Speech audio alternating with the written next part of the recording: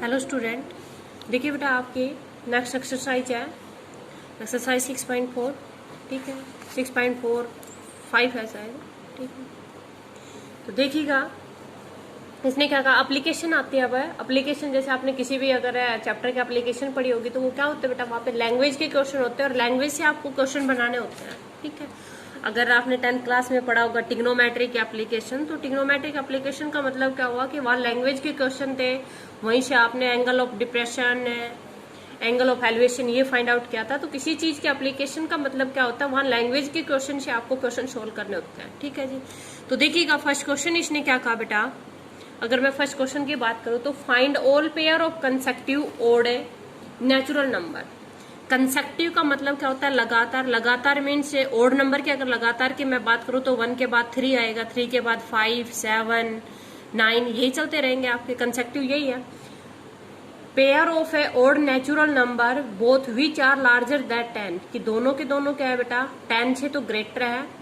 That their sum is less than 40, लेकिन उन दोनों का सम क्या है बेटा 40 से लेस है। ठीक है, तो लेट कर लिया बेटा, लेट है फर्स्ट ओड नेचुरल नंबर कितना लिया बेटा मैंने, x ले लिया। ठीक है, पहला जो ओड नेचुरल नंबर है वो कितना लिया मैंने, x ले लिया।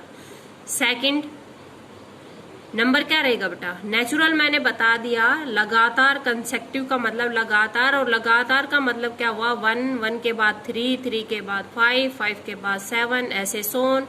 तो ये मैं x ले लेती हूँ, तो 3 कैसे आया, 1 में 2 ऐड करने से, 3 में 2 ऐड करने से 5 आया, 5 में 2 ऐड करने से 7। तो पहला अगर मैंने x लिया है तो दूसरा क्या रहेगा आपका x प्लस 2 रहेगा। ठीक है, उसके बाद इसने क्या कहा बेटा कि विच आर लार्जर देन 10, तो नंबर क्या है बेटा 10 से ग्रेटर है। इसका मतलब x की जो वैल्यू है वो क्या है 10 से ग्रेटर, दोनों ही ग्रेटर रहेंगे, ऑब्वियस सी बात है, ये तो ग्रेटर रहेगा ही रहेगा। ठीक है, आगे इसने अकॉर्डिंग टू क्वेश्चन क्या कह दिया कि जो दोनों का जो सम है, ठीक है, such that their sum is less than 40, कि इन दोनों का जो सम है इट मीन्स x प्लस 2 वो क्या है कि लेस देन 40। ये है बेटा x एंड x कितना आया 2x plus 2 is less than 40, ये आ गया। इन इक्वेशन है बेटा बोथ साइड मेरे को क्या करना है, यहाँ से 2 हटाना है। 2 हटाया तो मेरे पास कितना आ गया 2x इज लेस देन 38। यहाँ क्या करते हो बेटा, बोथ साइड पॉजिटिव क्वांटिटी से डिवाइड करते हो, इन इक्वेशन पे कोई इफेक्ट नहीं पड़ेगा आपका। तो x इज लेस देन कितना आ गया बेटा आपका 19 आ गया। ठीक है, और यहाँ पे x की कंडीशन क्या दे रखी थी बेटा, x इज ग्रेटर देन 10 ये था, एंड लेस देन 90। कंसेक्टिव बताना है, 10 से ग्रेटर भाई ओड नेचुरल ओड नंबर क्या रहेगा 10 से ग्रेटर 11 रहेगा। 11 के बाद बेटा 13, 13 के बाद 15, 15 के बाद 17, 17 के बाद बस कोई नहीं रहेगा, क्योंकि यहाँ इक्वल का सिंबल नहीं है। अगर इक्वल का सिंबल होता तो आपके पास पेयर बन जाता। तो भाई पेयर की अगर मैं बात करूं तो क्या रहेगा 11, 13 हो सकता है, 13, 15 हो सकता है, और क्या हो सकता है बेटा आपका 15 है 17 हो सकता है। ठीक है, 19 हो नहीं सकता। क्यों नहीं हो सकता, क्योंकि यहाँ इक्वल का सिंबल नहीं दे रखा। तो हो जाएगा शायद फर्स्ट क्वेश्चन। नेक्स्ट क्या कहा इसने, सेकंड क्वेश्चन देखिएगा,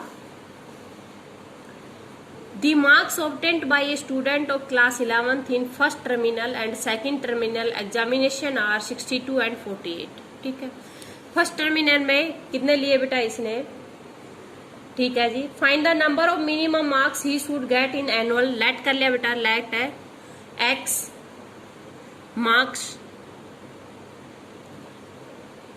B obtained in annual examination. ठीक है, मैंने मान लिया कि एनुअल एग्जामिनेशन में कितने मार्क्स ले रहा है, x मार्क्स ले रहा है। ठीक है, फर्स्ट टर्मिनल में कितने कहा बेटा इसने, फर्स्ट टर्मिनल में इसने मार्क्स कितने कह रखे हैं 62।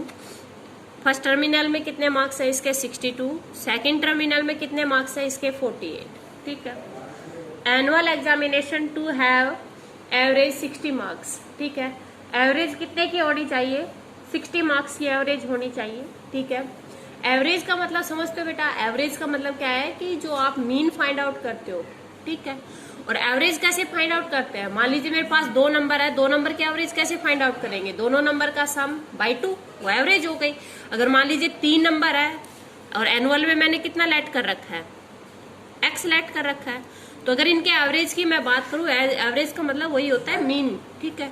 तो क्या रहेगा बेटा, तीनों नंबर का सम अपॉन, अगर 3 है तो 3 से कर दिया, अगर 4 होते तो 4 से डिवाइड कर देते। क्या कह रखा है कि मिनिमम एटलीस्ट 60 मार्क्स की, कम से कम इनकी जो एवरेज है वो 60 तो होनी चाहिए, 60 से ज्यादा भी हो सकती है। तो ये एवरेज 60 तो होनी चाहिए, उससे ज्यादा भी हो सकती है। तो मतलब यही रहेगा कि ये जो एवरेज है ये क्या होनी चाहिए, ग्रेटर देन इक्वल टू 60, कि 60 तो होनी चाहिए, उससे ज्यादा आप कितनी भी ले सकते हो, ठीक है। तो सोल्व कीजिए भाई, इन दोनों का सम कितना आ गया, 8 2 10, 6 4 10 और 11 plus X upon 3 is greater than equal to 60। यहाँ से भाई मेरे को 3 हटाना है, तो बोथ साइड क्या करती हूँ, पॉजिटिव क्वांटिटी से मल्टीप्लाई कर रही हूँ। इन इक्वेशन पे कोई इफेक्ट नहीं, ये कैंसिल आउट हो गया। 110 plus X is greater than equal to कितना बेटा, 180, ठीक है। तो भाई यहाँ से क्या कर देती हूँ मैं, 110 को हटाती हूँ, both side positive quantity subtract कर रही हूँ, तो यहाँ कितना आ जाएगा 70।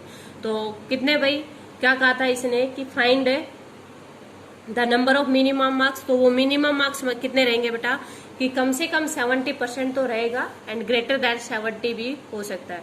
तो क्या रहेगा, the student must obtain minimum 70% marks, ठीक है जी, हो जाएगा।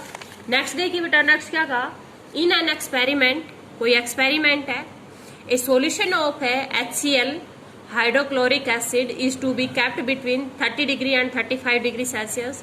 What is the range of temperature in degree Fahrenheit if conversion formula is given by, conversion formula आपने 10th क्लास में भी एक उसके अंदर पढ़ा था भाई। बात करूं मैं जो 3rd चैप्टर है, 3rd चैप्टर में जब आपने ग्राफ बनाया था तो वहाँ सेल्सियस को फ़ारेनहाइट में चेंज करने के लिए फॉर्मूला पढ़ा होगा, ठीक है।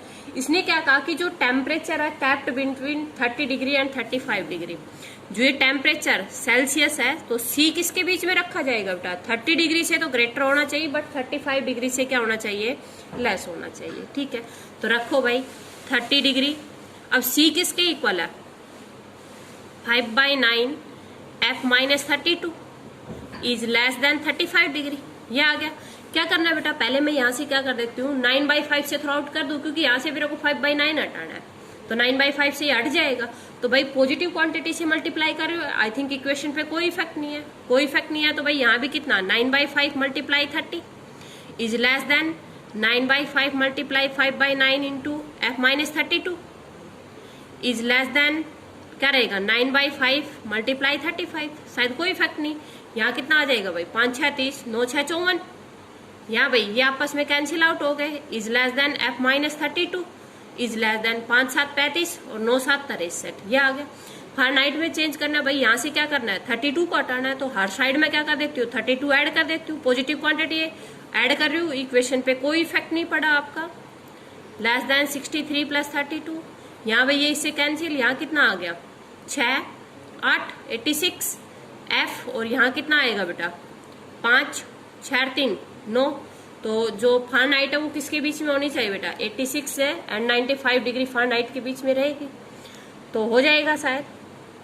नेक्स्ट क्या कहा इसने, देखिएगा, in drilling what deepest told it was found that the temperature T in degree Celsius x kilometre below the surface of earth was given by T is equal to this.